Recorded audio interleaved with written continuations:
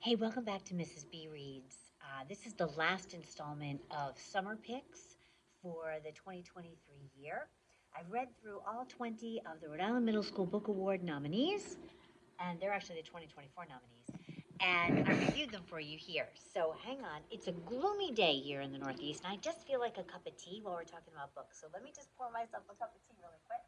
I realized as I started the camera that my water had just started to boil. So let me just dive into this super quick. All right. Now we can get down to business. So, I want to start with this one, Air. I've never read a book like this before. The main character is a 12-year-old girl, Emmy. Is it Emmy? Emmy. And Emmy has physical challenges, and so she's in a wheelchair. Um, Something happens, the wheelchair breaks. She needs to raise funds. She competes. She's a wheelchair athlete, which is really cool. I'd never read a middle grades book, actually, even a grown up book about an athlete like this. And so she finds herself without her chair, and so she needs one, right? Well, she lives in a small town, and at first it kind of feels like, yeah, the town gets behind her. They rally, they start to raise funds for a new chair, for a new ramp. And then you kind of feel like icky about it because you realize, are people capitalizing on her situation and sort of using her situation as like a political springboard? And so it really made me think about like GoFundMe's and things like that. Like, you don't want to capitalize off of somebody else's misfortune, right? So it's really good. It's profound. It's a quick read. It's going to make you think a lot. It's 260 pages. It was quick. And please read the author's note. The author's note says the right to an education wasn't always legally protected for students with disabilities in the United States, and it still isn't in many parts of the world. In 1973, Section 504 of the Rehabilitation Act was signed into law, becoming the first federal civil rights protection for people with disabilities. And it went on and on and on, and subsequent presidencies made it stronger. But I'm pretty old. When I was a kid, kids with disabilities didn't have the same educational rights as other kids, which seems silly to say now, but that's kind of how it was. And I think it's very important that we read stories like this to understand, right? Books, it's called bibliotherapy, therapy through books. Books teach us empathy about all kinds of different people. So this is a good one. Okay, this next one, Drew LeClair gets a clue. So do you know who Nancy Drew is? I don't know if I'm dating myself. Again, talking about my childhood here.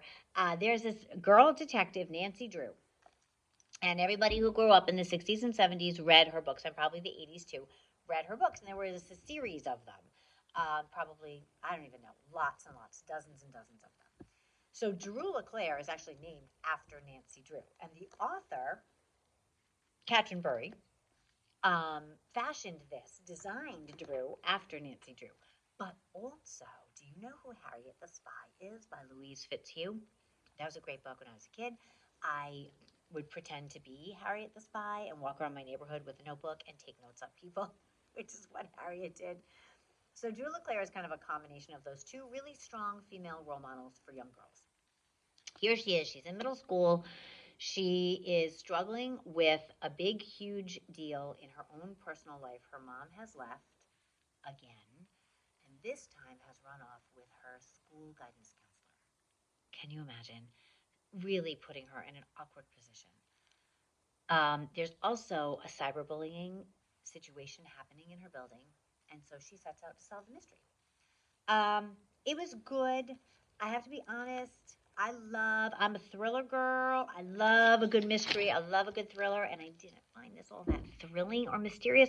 But if you are a reader who doesn't really like the stakes to be too high because you get like nervous or anxious or worried, this is a good read for you. It's quick. Again, I think it's about 250 pages.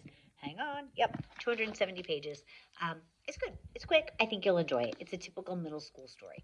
Friendships, all of that middle school drama happening. It's good. This book, Falling Short, never read a book like this before. Ernesto Cisneros, who I love, mostly because he's an English teacher turned author. He writes the story of these two boys.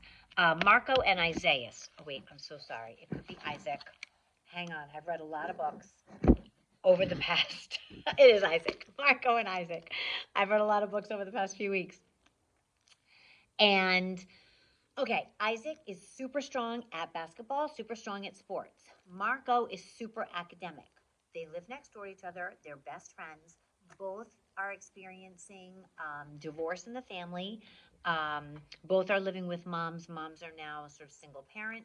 There's other topics in here like bullying, like alcoholism, like middle school drama. And the message of this story is don't change yourself to please others. Be you and be the best you can be. I've never seen a friendship between boys that's this warm and supportive. And I really applaud this author for doing something like that. We need to see more of it. If you love basketball, read this book because the second to the last chapter is at a very high stakes basketball game. Is it the second to the last? Yeah, the second to the last chapter. Super high stakes basketball game, middle school championship. I swear I held my breath the whole chapter. When the chapter ended, I was like, I was out of breath for these basketball players. This author clearly knows the game. So if you love basketball, read this book. It's really, really, really good. Okay, I saved the best, maybe, for last. I'm going to be honest with you. I have not finished this book because I'm scared. Do you like scary books? I just told you, I'm a thriller girl. I love a mystery. But this book is terrifying. Okay, Rhode Island Middle School Book Awards voted Hide and Seeker as the best book of the year for 2023. If you haven't read Hide and Seeker yet, and if you like scary books, go and read it. I thought that was the scariest book I had read for a middle school level ever. And then this came out.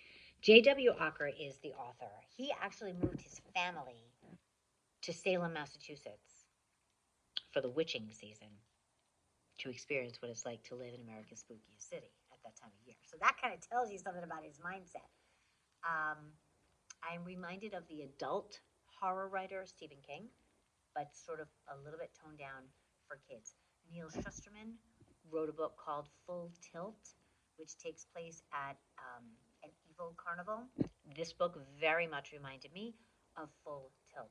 The Black Slide. This kid, Griffin, sits in a 5th grade classroom, and the classroom's called the Torture Chamber, which at first I was like, oh God. But it's called that because their classroom looks out over the playground.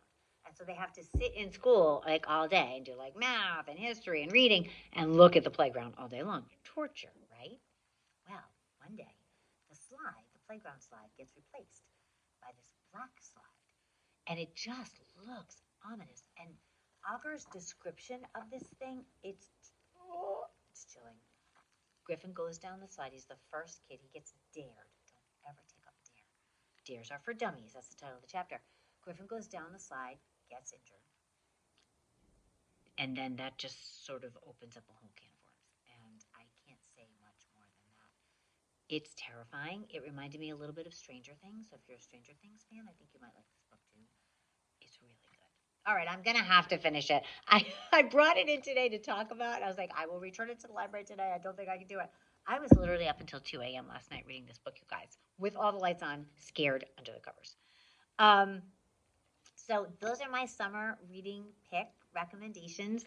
They're on the Rhode Island Middle School Book Award list, and I know kids at my school, you've got to choose one of these books, or you can choose from past Middle School Book Award lists too if you want to.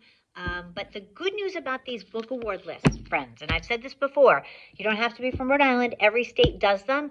Go and look for that list because here's what happens. Groups of teachers and librarians like me read these books and we figure out which ones are really going to click with kids. So if you want a recommendation and you want to know that the book is good, because life is too short not to be loving what you're reading, right? Try these. Try the ones on your middle school book award list. Happy summer reading, everyone. Don't forget to like and subscribe. Thanks. Yeah.